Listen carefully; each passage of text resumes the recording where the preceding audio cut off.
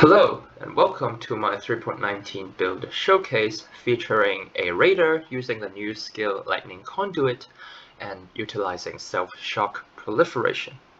Now, I will talk a bit later that there's a very neat interaction between self-shocking and Lightning Conduit, but first let's go over how the skill and the mechanics work. So Lightning Conduit is a new skill that requires enemies to be shocked in order to do damage, and its damage scales massively with shock effect on the enemies. And in 3.19 also there are some new unique reworks, and as such we have gained access to a new way to shock ourselves that uses two pieces of unique. First is the new Ralakesh's Impatience that sets our minimum power charge equal to maximum while we're stationary. So as we're not moving, we will have maximum power charges that does not expire. But when we move, we lose all the power charge. So this interacts very nicely with the Malachai's loop, which has the line shocks you when you reach maximum power charges. So when we start moving, we lose all the charges, but as soon as we stop, we reach maximum power charge, and thus we are shocked. Now, this is a very nice shock because of its baseline 15% that is equivalent to an elementalist. However, its duration is also rather short, for only 2 seconds. So this requires you to, or it lends itself very nicely to a playstyle that is just hit and run. So because as soon as you stop to cast the spell, you actually become stationary. That's why as we are walking and casting, hitting enemies along the way, we shock ourselves constantly. Next step with this self-shock setup is to proliferate said shock. So there are a few ways to doing it. That the more cheaper way would be using gloves, that there are Storm's Gift and also the Eldritch Implicit. However, their spreading radius is a bit small, so I opted for a more expensive version that uses a rare variant of Vessel of Vinktar that has the variant that says shocks you inflict spread to other enemies in a radius of 20 that applies to the shock we inflict on ourselves too. So as we move around, we are shocked and we activate the flask, then the shock will spread to enemies. Now you might notice that Vessel of Vinktar also has the line that you are shocked during flask effect, but however I think it's intentionally worded this way such that you're not inflicting a shock on yourself, but the flask sets you to be shocked. So this massive 50% increased damage taken does not apply on enemies that cannot be proliferated. But the line above it does, so shocks nearby enemy during flask effect, that does get proliferated, or that happens in an area, and unfortunately that does not further propagate. So when this is activated, we will inflict 2 shocks on nearby enemies, but the higher one will take effect. So this one, that the 15% baseline, if shock effect would override the usual like Vessel of Vinktar shock aura. So one glaring issue is that we're shocked for 52% or up to 65% with the new mastery, so we do need some way to mitigate that. However, we cannot be immune to shock because then self-shock would not work. That is why we need to be unaffected by shock, achievable using Replica Winterheart, Impulsa, or the elevated boot mod, but our boots are already occupied, so I opted for Winterheart. Now, the interesting part, or the good thing about Unaffected, is that even though your shock effect is set to 0, the shock you proliferate still has the full potency, so you don't lose out on that. Now, let's do a very quick showcase on what happens when you're around enemies now. So we activate our flask, and we walk near enemies, and you can see that they are shocked automatically to a full 65% because I just equipped a timeless jewel. But yeah, as soon as this 2-second baseline shock wears off, then this Vessel of Vinktar 10% less shock, lower shock will take effect. So now you can see that enemies are taking 43% increased damage. Now, the way Lightning Conduit is programmed to work is that it will remove shock from those enemies that you hit. So meaning that whenever we use Vessel of Vinktar, enemies are shocked, and then we cast the spell, enemies are no longer shocked because it got removed, even though the Flask is still in effect. And this is intentional, and it applies to all the sources that applies a persistent shocking aura, like the Necromancer Ascendancy for corpses, Skitterbot, and also this Flask. However, as you have probably guessed by now, by using self-shock, this is not the case. So again, let me demonstrate.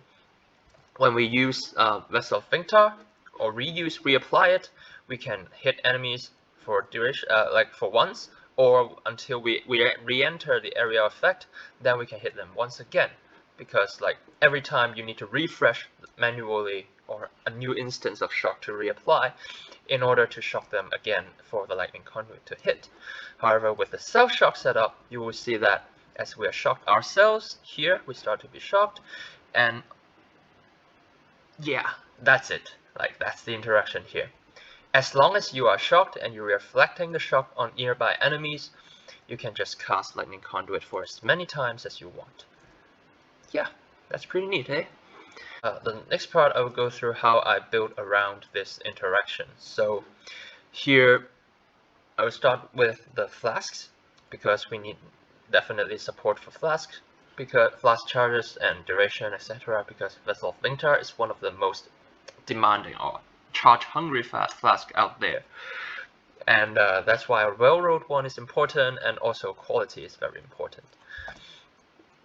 And to supplement that, we have a belt that gives reduced charges used, and we also supplement that with the flask passives on the tree. But most importantly, that is also why we are Raider to begin with, is we want the Pathfinder Ascendancy, Nature's Boon, that gives us charges per second, every second.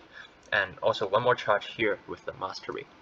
Now, one neat trick to show off is the use of Impossible Escape at Arrow Dancing. So this allows us to allocate passive that is outside or around this certain keystone, and there's a very potent flask cluster right here. So this is superior over using a medium cluster duo setup with like flask effect duration.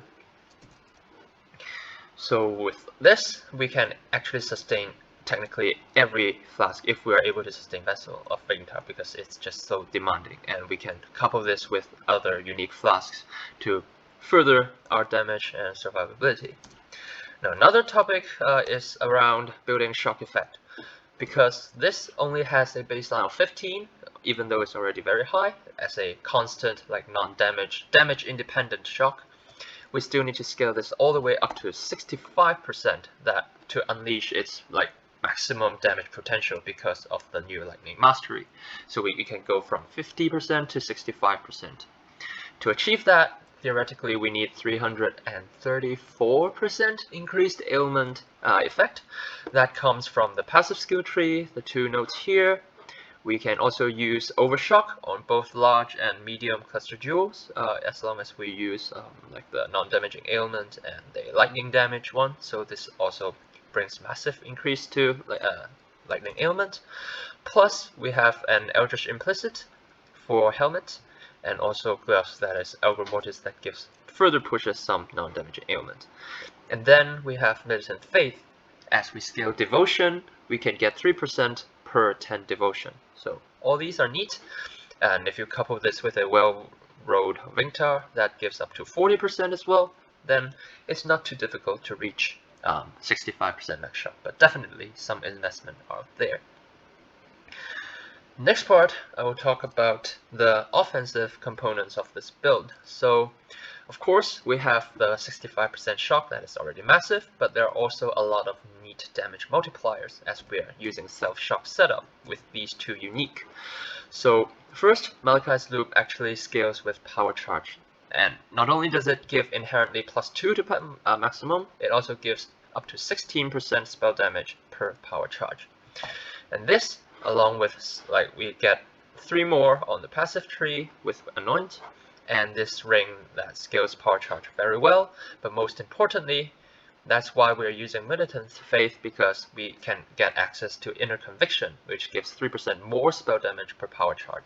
The downside of this Inner Conviction is overcome because of the Ralakesh Impatient actually setting minimum power charge, frenzy charge equal to maximum instead of us gaining any frenzy charges. So we still benefit from the 12% more damage on frenzy charge. And because we are casting, so when we are stationary, all the charge benefits actually apply to the cast of the spell. And yeah, apart from that, because flasks are infinite for us, we can use coruscating elixir. That gives us low life benefit, so we can run pain attunement. And another thing is that we're using Algor Mortis that has the line that enemies in chilling areas take 35% increased lightning damage. Couple that with 65% shock, basically all enemies takes double damage, 100% increased. And we achieve the chilling area simply with a left click vortex setup. So when we walk around, then we'll cast for vortex, or we manually drop it under the bosses, so they will be chilled and also they will be sapped because we have a high chance to sap enemies. And speaking of defenses, you can see that our energy shield is not that high, only 4.8k. However, because we're Raider, we have access to some neat defensive damage mitigation. So first off, we are spell suppression capped thanks to the phasing ascendancy, and also this 2 points suppression, and also this small ring, and this, as long as we are on full energy shield, will capped suppress. Even if we don't have it, we're still at 93%, I think. And to achieve this, we also have nice access to capped evasion because of this Avatar of the Chase that multiplies our evade chance by basically 1.1, and we get flat evade chance with Grace, Watcher's Eye, and of course we're running Grace itself. And even though it says 91% chance to evade attacks, we actually run Dread Banner that lowers enemy accuracy, so this is another access to scale evasion because it counts both your evasion rating and enemy accuracy. This allows us to reach evasion cap even though we are only at 25k evasion rating, which is pretty neat. Then, of course, we have flasks that serve double duty or triple duty for defensive purposes. First, we are using Topaz, Ruby, and Sapphire flasks, so they inherently lower the elemental damage we take. And also, we are running a Taste of Hate, which allows us to mitigate some part of physical damage taken as elemental. There are also other sources for that, including one that is recently introduced, I think reworked, the Gravicius Veiled modifier. Allows us to take cover 12%, and there's also shield corruption implicit that up to 8%. So these combined, we have like more than 30% of physical damage taken as elemental, which is quite impressive. Plus, as long as we are casting, we stop walking to cast. Like against bosses, we just stand still and spam the Lightning Conduit. We'll be at max endurance charge, and we are also using golems just because while putting this Thread of Hope here, it covers a nice notable that increases buffs. So we can run one offensive golem and defensive golem, and I just automated this with the helmet trigger focus cast. So we can have up to 20% physical damage reduction on top of the conversion. And yeah, so that's probably all of the good things about this build. And now for the bad things. So first thing is that there's actually one anti-synergy between this self-shock and our Raider Ascendancy, and that comes from ailment avoidance. So sometimes you see that when I'm walking, I'm not shocked, or the shock is not updated. That is because we have 50% chance to avoid shock on ourselves. However, this is not that big of an issue because at the end of the day, you just like walk and cast, and against bosses, you just like walk and dodge a few mechanics and then stand back down, and then the shock will reapply. So that's not a big deal. But that could be an issue. Like sometimes you will notice that your damages fall off because you're not shocking enemies when you avoid them, so you deal no damage. Another downside is that because we can't be ailment immune, we are kind of weak to damage over time, like ignites as well as poison and bleeding. Because of our small total life pool, there's kind of little mitigation against damage over time. But since we're Raider, we run very fast and we have Quicksilver, so that's mostly not an issue. That gives us enough reaction time to dodge. Like, we can respond very quickly even if our reaction time is slow. That's what I'm trying to say. And plus, there's a action speed differential against chilled enemies. Like, they will generally not be able to attack you because they are so slow. And to counteract damage over time, we have inherent leech this is like easily capped because it's massively 20% leech's life, and we convert that into energy shield leech via Ghost Reaver. And one more final comment is that this is actually, despite this being a spell build, this 20 radius is still quite small, and it plays more like a melee build actually. So because you just run into packs, cast Lightning Conduit, hope they all die, and then just rinse and repeat. I should swap this out. Yeah, just it plays like a melee. You charge into enemies, you tap them, and one-shot them, hopefully, because we deal like 8 million DPS reliably. And so, well, not reliably. Without Vortex, it's around 6 million. So there's still enough for clear, plenty enough. And yeah, so this plays, you're charging into enemies and relying on evasion and spell suppress to not die, and also Ghost Dance to recover some part of the damage you take, but largely you just outrun all the damage, and it's pretty nice and smooth, and have some phase tanking capability, but not too much. And yeah, I cleared all of the normal Eldritch boss with this build without problems, and yeah, I'm not going to test the Ubers because I know my mechanics are bad. That's why I made this build actually, because it's a very laid-back playstyle. You have auto-flasks, you have one button to attack, and against bosses you just drop the vortex and sometimes dash out of the way, and when you need to refresh your golems, just focus, and that's it. It's very casual, and there's no 2-button to manage, unlike other, like the intended way to play Lightning Conduit, I think. Yeah. So yeah, if you like this gameplay style, give it a try, and yeah, hope you learned something from this. And I just want to share this self-shock interaction with Lightning Conduit that just gives you infinite casts.